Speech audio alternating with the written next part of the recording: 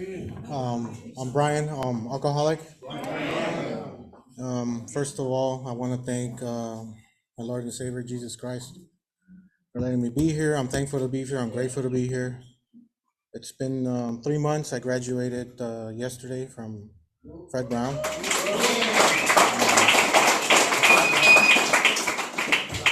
It's been a journey. I learned a lot here. It's helped me a lot. I really didn't look in myself this much before, like search inside of me before. Maybe I wasn't ready before. I don't really understand, but all I know is that I'm here, and that this program has really helped me. So my story is that it all started when I was 19. I took my first drink at 19 years old. I kind of started late, I guess you can say. Um, I grew up in church. My parents took me to church when I was a young child, probably the age of 6 or 7. And I grew up in church. So when I reached 18, I got out of high school. I started working, doing my thing. I still continued in church, but I felt, I don't know, I kept looking outside. I had like one eye in and one eye out at the world, trying to, just seeing that people were partying and doing their thing. It never really attracted me, but I just wondered, I was curious. Um, but yeah, so one day I just decided, screw it. Like, I don't know. I just want to see what it is. What's it about? But I was working. I had friends that partied, people that drank, people that smoked.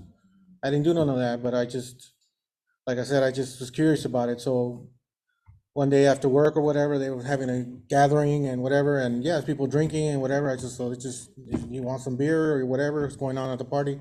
So I drank. I didn't know how to drink. So at that party, I got really, really drunk.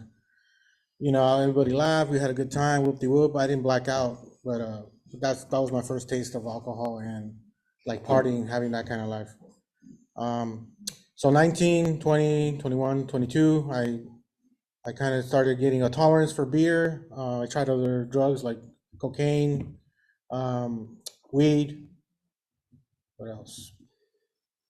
Methamphetamine, but none of those were something that I enjoyed doing. Mostly it was weed or alcohol. So uh, that was to the extent of the drug use, and mostly it was weed. But anyway, so um, I met my ex-wife there at some party, and we hit it off. We had a good time, whatever. But the drinking was always there. I drank too, maybe at functions and socially and stuff like that. But over time, I developed a tolerance for beer. So instead of a 6 pack, I could drink a 12 pack, and I didn't really black out or do anything crazy.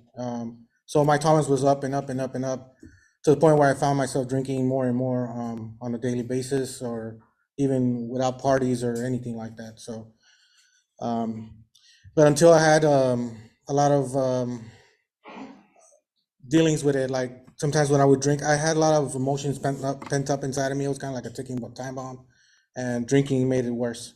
Um, I found myself fighting with my younger brother a lot.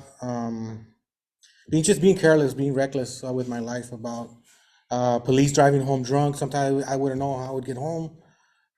Check in the morning, wake up, and I'm in my bed and just checking my keys. Where's my car?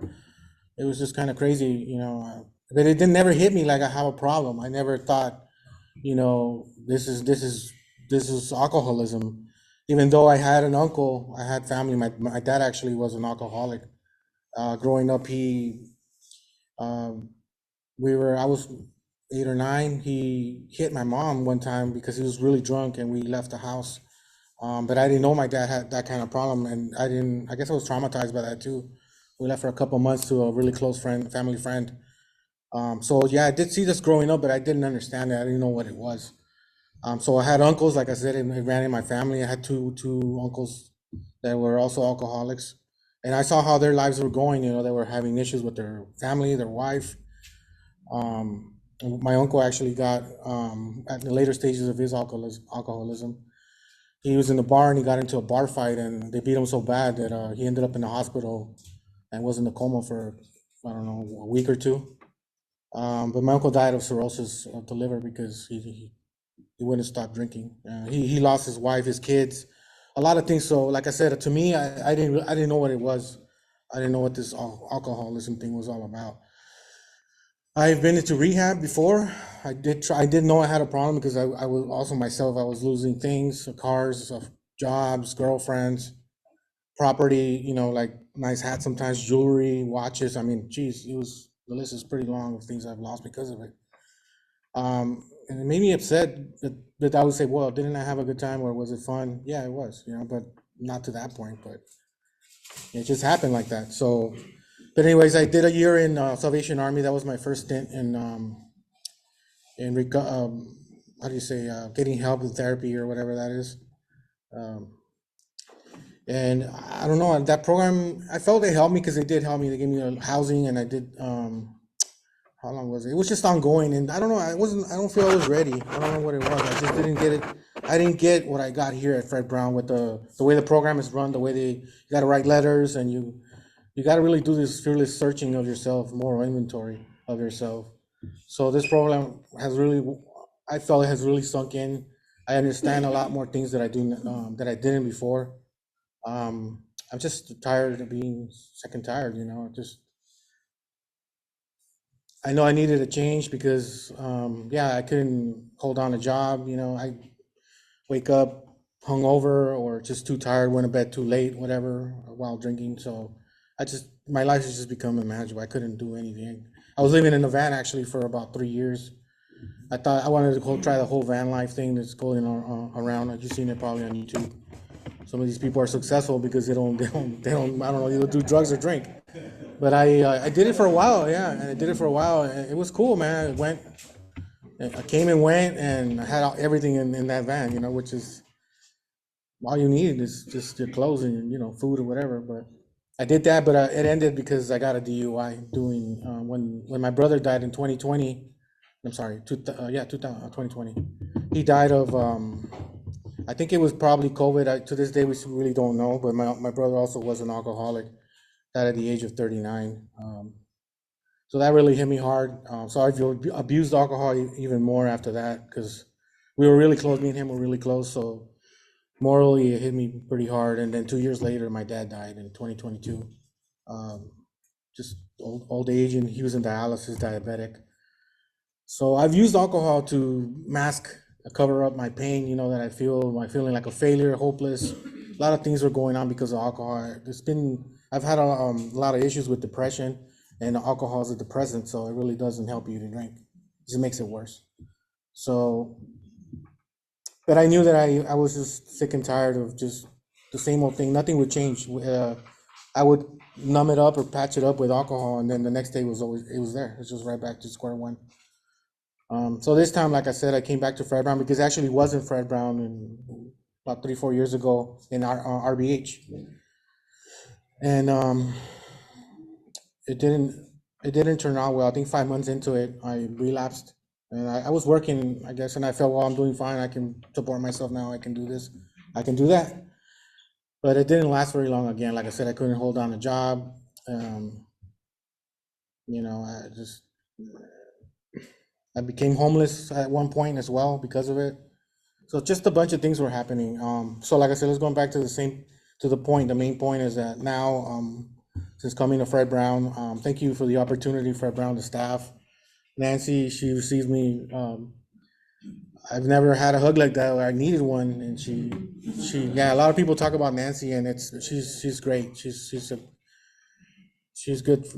When I don't know, you feel lost. You don't know if you want to be there, and a lot of things. She just comes up to you and gives you a hug. That made me feel welcome. She made me feel welcome. Thank you, Nancy.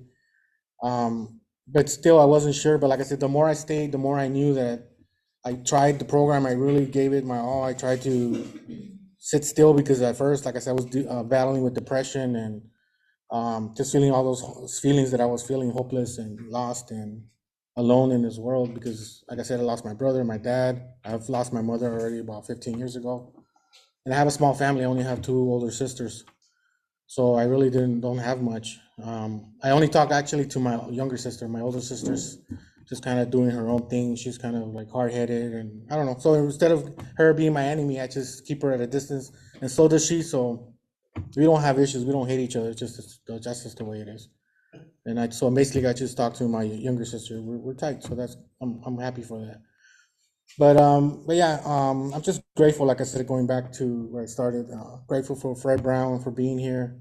I've learned a lot. Looking forward to this new chapter in my life. I actually want to go back to school. I don't know. I have how do you say the um, the need. I don't know. Like I want to accomplish something. I really, my higher power is there. I feel motivated to do something now because before I felt like I just didn't know what to do. I just felt lost and didn't know where I wanted, what direction I wanted to take in my life.